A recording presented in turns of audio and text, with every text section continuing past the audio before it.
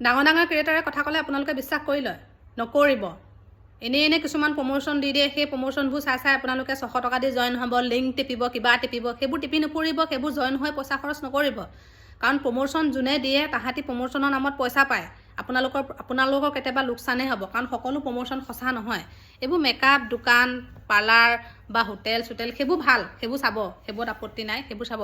কিন্তু যে বাইদেউ আজি মই ঘৰতে থাকি ইমান টকা ইনকাম কৰিছোঁ, আপোনালোকেও জইন হওক, 600 টকা দি জইন হওক, 200 টকা দি জইন হওক, 500 দি জইন হওক, ঘৰতে থাকি ইনকাম কৰিব পাৰিব, সেইবোৰ বিশ্বাস নকৰিব, আপোনালোকৰ পইচা যাব।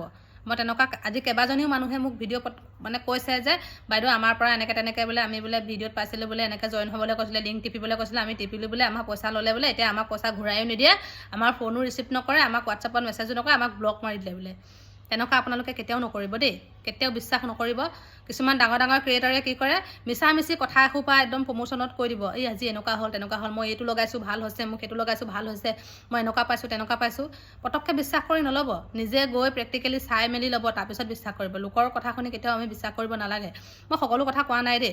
ধৰি লওক আজি যদি মই চুলিখিনিত যদি কথা কৈছোঁ, মই যদি চুলিখিনিত তেল নলগাওঁৱে, যদি মই তেল এটা লৈ ভিডিঅ' এটা বনাই দিওঁ, মই এই তেলটো লগাই চুলিত ভাল পাইছোঁ দেই, আপোনালোকে বিশ্বাস কৰি ল'ব, হয় নাই? তো আপোনালোকেও কিনি লগাব চেষ্টা কৰিব, পিছত লগাব, বেয়া পাব নাই?